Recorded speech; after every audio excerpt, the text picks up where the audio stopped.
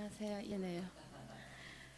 그동안에 좀 괜찮아졌다 싶었는데 제가 이거를 간증을 쓰려고 노트를 찾아서 꺼내보니까 2년 전 2015년 12월 달이 마지막이더라고요. 그래서 다시 시작을 하게 됐는데, 제가 2016년 가을 지나면서 이제 우리 캐전 목장이 어느 정도 이제 좀 기반이 잡힌 것 같은데, 중학교 1학년 아이들이 오면 이제 난리가 나겠다 걱정이 돼서 나름대로 선생님들과 회의도 하고 계획도 세우고 없는 머리를 짜내가면서 목장을 3개를 만들어서 아주 기반을 딱 잡아놓은 상태에서 애들이 올려서 기선제압을 싹 해서 아이들을 이끌어 가야 되겠다 마음을 먹었습니다. 선생님들하고 회의도 했습니다. 물론 아이들한테 이야기도 했고 학생 목자도 세워야 된다 아주 강력하게 주장도 했고 했는데 아무것도 한 게 없습니다. 시간만 그냥 흘러가서 아무것도 한 거 없이 아이들이 12명이 훅 올라와 버렸습니다. 12명이 올라오고 나니까 이제 완전히 초토화가 되는 거예요. 이제 모든 것이 제대로 예배는커녕 그냥 모임 자체를 이끌어가는 것도 어렵고, 그러다 보니까 고등부 아이들은 뭐지? 우리가 그동안 해왔던 목장 예배는 이게 아닌데 막 이런 생각에 실망도 하고 막 본인들이 정신이 없어서 나 이제 못 나가겠다 막 이래서 아이들이 한두 명 안 나오더니 고등부가 전멸이 되고 중등부 1학년 12명만 남아있는 캐전 목장이 되어버렸습니다. 그래도 12명이니까 뭐 좀 저기 하면 되겠지 하고 끝까지 해보려고 했습니다. 근데 그것은 저의 교만이었다고 바로 나오더라고요. 예배를 드리려고 하면 전도사님이 앞에서 한마디 하면 12명의 아이들이 12마디를 하고, 찬양을 부르자 그러고 찬양팀을 세워놓으면 여기서 막 장난을 하면서 킥킥거려 가면서 난리가 아니었습니다. 도저히 이건 예배를 드릴 수도 없고, 목장 모임을 하자 그러면 앞에서 이야기하는 사람은 누군지를 모르게 막 12명의 아이들이 동시다발적으로 떠들고, 저는 이제 그러다 보니까 나는 이제 반만 해주는 사람을 해야 되겠다. 그래서 뒤로 자꾸 물러나게 됐습니다. 그리고는 전도사님하고 이삭쌤만 자꾸 앞으로 가라고, 아이들하고 가라고. 저는 위에서 이제 밥 해주고 거기서 이제 집사님들과의 또 다른 나눔을 하고 있었습니다. 그렇게 상반기가 지나가고 이제 수련회를 가게 되었는데, 그래도 제가 그동안은 그토록 가고 싶었지만 직장 때문에 갈 수가 없어서 못 가서 되게 아쉬웠고 막 속상하고 아이들한테 해주지 못해서 미안하고 이랬었는데, 올해는 내가 가서 아주 열심히 해줘야지, 나름대로 식단도 짜고 장도 보고 해서 열심히 준비를 해갖고 갔는데, 그리고 선생님들과 회의도 여러 번 했습니다. 물론 기도도 했습니다. 그리고 프로그램을 딱 짜가지고 이제 2박 3일 동안의 수련회를 아주 알차게 보내고 와야겠다. 갔는데 가는 순간부터 무너지기 시작을 했습니다. 아이들한테 얘들아 이거 하자 그러면 귀찮아요.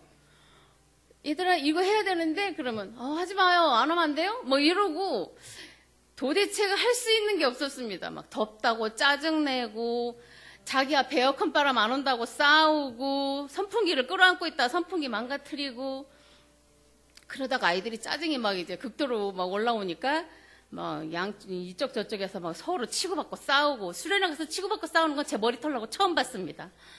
그런 일까지 경험을 하고 수련회를 갔다 와서 얘네들은 도저히 나는 감당을 못하겠다. 난 이제 어떻게 해야 되지? 막 이런 생각을 하는 와중에 이제 마음이 자꾸 이렇게 나태해지고 아이들을 손에서 놓고 자꾸 기도도 안 해지고 이러다 보니까 점점 아이들은 걷잡을 수가 없고, 저는 저대로 막 이제 도망가고 싶은 생각이 너무 심했습니다. 하기 싫고, 밥을 해준다고 나름대로 열심히 장을 받아 밥을 해놓으면 편의점 가셔, 편의점에서 배를 채우고 와서 밥 안 먹을래요 이러는 아이들. 정말 이걸 어떻게 해야 되나. 그래 나중에는 그래 니네들 나중에 집에서 먹고 와라 막. 나도 밥하기 싫다 이제 니네들 집에서 다 먹고 와 막.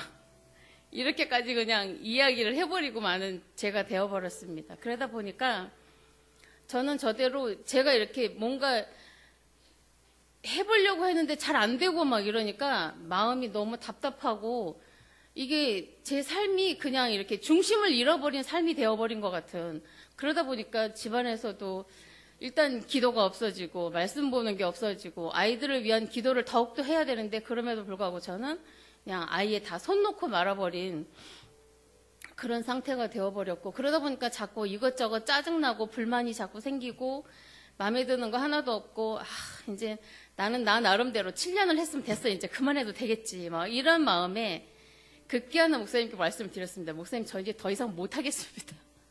저 이제 그만하겠습니다. 목사님 네 이러시는 거예요. 그래서 이제 진짜 그만하는 거구나 저는 그렇게 생각을 했습니다. 그리고 이제 좀 그냥 나 혼자만의 내 신앙을 좀 이제 내가 이제 다져봐야 되겠다. 나 나름대로 내가 그동안 너무 지쳤으니까 이제 내 혼자서 내 신앙을 다시 세워야 되겠다. 뭐 이렇게 혼자 생각을 하고 그러고는 있었는데 시간이 지나면 지날수록 주변 사람들이 자꾸 이상한 말을 하는 거예요. 처음에는 됐어 그만하면 돼 힘들어 이제 그만해 막 하다못해 우리 신랑도 이제 그만하지 뭐 이랬던 사람이 날짜가 지나가고 이러니까 이제 새해가 돼서 이제 결론을 내려야 될 상황이 되었는데 나 때문에 그만두는 건 하지 마. 나는 이제 학교를 가야 되니까 자기야 토요일 날 집에 없어. 막 이러면서 뭐야. 그리고 또 주변에 있는 사람들이 그만두는 게 다는 아닌 것 같은데 우리 기도를 다시 한번 해면 안 될까? 뭐 이러시는데 저 나름대로 또 혼란이 오기 시작을 했습니다. 근데 이제 내가 그만두겠다고 말씀을 드렸지만 한쪽 마음이 되게 편안하지는 않았습니다. 그러니까 하나님께서 처음 저에게 하라고 하셨을 때 보여주셨던 그런 그림들 하나님께서 주신 그 사명인데 내 마음대로 그냥 내려놓는 건 아닌가 하는 그 좀 이렇게 개운하지 못한 그런 마음이 항상 좀 찜찜하게 좀 이렇게 남아있는 그런 상태였고 그래도 저는 이젠 안 하리라 막 굳세게 마음 먹고 안 한다고 그랬었는데 그러다가 아이들이 이제 수련회를 가게 되었습니다. 겨울 수련회를 가게 되었는데 저는 뭐 제가 어차피 따라가지도 못하고 아이들 하는 걸 보지도 못하니까 그냥 신경도 못 쓰고 그냥 우리 전도사님이 수련회 가는데 이렇게 합니다. 이거 사인해 주세요. 그러면 그냥 사인만 하나 이렇게 해주고 전혀 신경도 안 쓰고 기도도 안 하고 아무것도 한 게 없었습니다. 왜냐 나는 이제 그만할 거니까.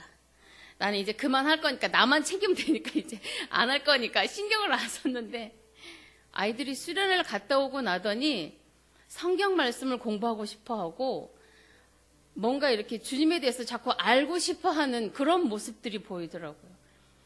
저는 이제 안 한다고 했다가 주변에 이제 권유에 다시 네 그냥 다시 할게요. 이제 이렇게 되어버렸는데 아이들이 수련회를 갔다 와서 수련회에서 어떤 일이 있었는지 모르겠지만 나름대로 기도도 했다고 그러고 기도하면서 많이 울었다고도 하고 말씀이 좋았다고도 하고 무슨 말씀인지는 잘 이야기는 못하겠지만 아무튼 뭔가 마음에 느껴지는 그런 게 아이들한테 있었다고 이야기하고 더 열심히 믿어야 되겠다고 이렇게 이야기하면서 고백하는 모습을 봤을 때 내가 이 아이들을 손을 놨지만 하나님께서는 끝까지 붙들고 계시는구나. 내가 잘못되었다는 걸 하나님이 아이들을 통해서 다시 알려주시는구나. 이 아이들이 가망 없는 아이들이 아니라 내가 정말로 사랑하고 이 아이들을 하나님의 자녀로 키우고 싶어 하시는 그런 마음이 느껴졌습니다. 그리고 이제 전도사님이 현이라는 남자 지금 고등학교 3학년 아이인데 그 아이와 이제 보라를 하게 되었다는 이야기를 듣고 또 우리 아이들이 성경 공부를 하고 싶어 하고 이래서 우리 그러면 선생님들이 우리 미양쌤이랑 전쌤이랑 저랑 다시 보라 양육반 공부를 하고 아이들을 보라를 한 번씩 해보자. 그렇게 마음을 먹고 바로 그냥 급하게 이제 시작을 하게 되었습니다.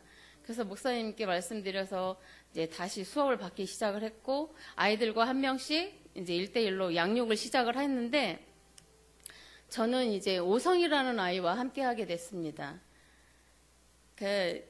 제가 그 12명의 아이 중에서 유난히 눈에 들어오는 아이인데 마음이 굉장히 순수한 것 같고 굉장히 좀 이렇게 부끄러움도 많이 타고 등치는 커다래갖고 부끄러움 타는 모습이 너무나 귀엽기도 하고 굉장히 사랑스러운 그런 아이였어요. 그러니까 뭐 얘기를 하면 말도 잘 듣고 이제 좀 그런 아이여서 근데 왠지 제가 그 아이와 같이 1대1로 했다가 내가 저기 하면 잘못하면 이제 이 아이가 저기 할 것 같기도 하고 좀 왠지 두려운 마음이 생기더라고요. 근데 미양쌤이 그냥 하시는 게 좋겠다고 해서 오성이라는 아이와 이제 하게 되었는데, 목사님께 일강을 듣고 첫 만남을 이제 오성이와 가졌습니다.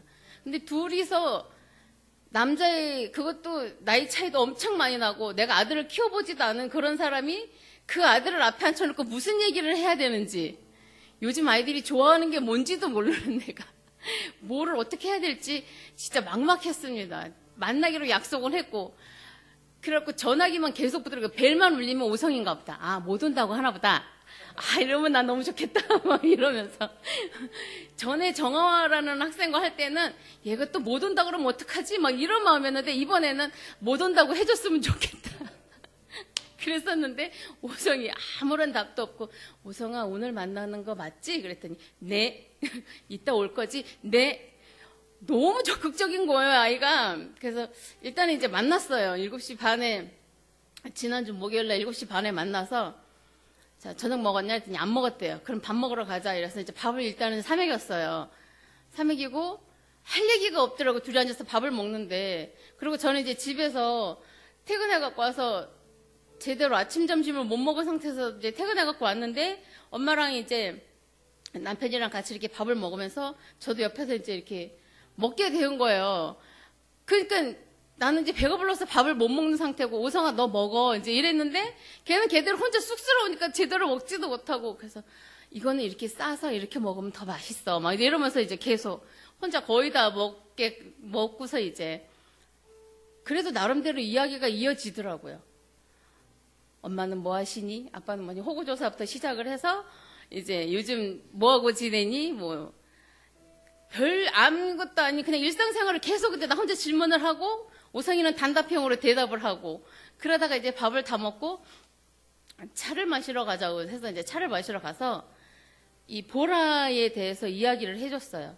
보라, 우리가 이제 공부할 건 다음 주부터 공부를 할 건데, 보라는 이 책을 가지고 할 거야. 하면서 책을 보여주면서 이건 이렇고 이런 내용의 공부를 우리가 이제 할 거야. 내가 교회 다닌 지 꽤 오래됐고 성경 공부도 많이 해봤지만 이것처럼 하나님 마음을 알았던 기회는 그렇게 없었던 것 같다. 이 말씀이 정말 좋은 것 같다고 이야기를 해주고, 이제 다음 주부터 공부를 할 거니까 숙제도 해오고 우리 성경 한 장씩 읽자.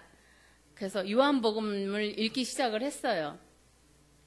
근데 그날 이제 선생님들 카톡방에다가 오성이와 이렇게 만나서 이렇게 했습니다라고 했더니 전도사님이 이제 바로 오성이하고 이렇게 톡을 했는가 봐요. 그래서 벌써 숙제를 다 하고 성경도 한 장 다 읽었다는 거예요. 난 성경책 찢어보지도 않았는데, 야, 강적을 만났구나 내가 이제.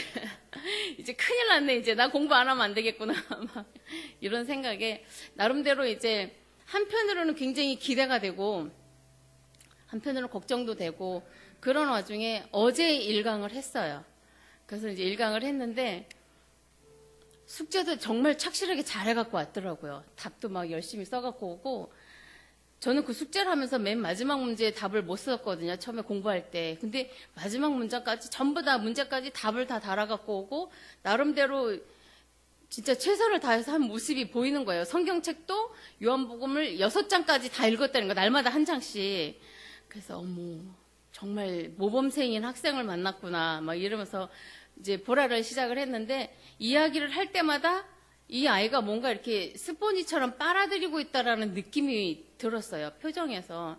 물론 피곤해가지고 하품도 하고 좀 이렇게 좀 이렇게 막 몸부림치고 이러는 것도 좀 있기는 했었지만, 그래도 받아들이는 모습이 굉장히 좋았고, 마지막 문장에서 이제 느낀 점이 뭐니 그랬더니, 자기가 생각했던 여기 답을 썼던 내용하고 썼을 때하고 지금 이렇게 일강을 듣고 나서의 느낌이 너무 다르다고, 하나님 마음을 조금 알 수 있을 것 같고, 정말 이 세상을 창조하신 분은 하나님이시고 주인은 하나님이시고 나를 창조하신 분도 하나님이시다고 자기 입으로 고백을 하더라고요. 그래서 너무 감사했고, 이 아이가 이 마음이 진짜 일평생 살아가면서 이 마음이 변하지 않았으면 좋겠다.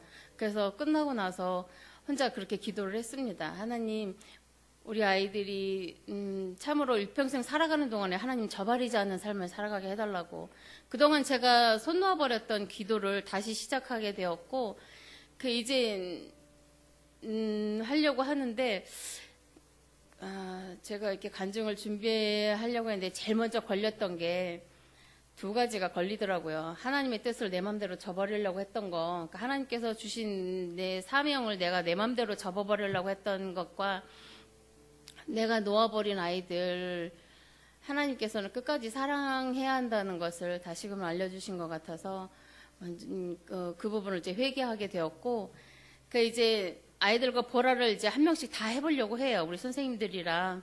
그래서 한 명씩 다 하면서 정말 우리들이 그냥 말씀을 가르치는 게 아니라 하나님 마음이 어떤지 하나님께서 뭘 원하시는지 그런 거를 좀 전해줄 수 있었으면 그런 마음으로 이제 시작하려고 합니다. 다들 많은 기도 부탁드립니다. 감사합니다.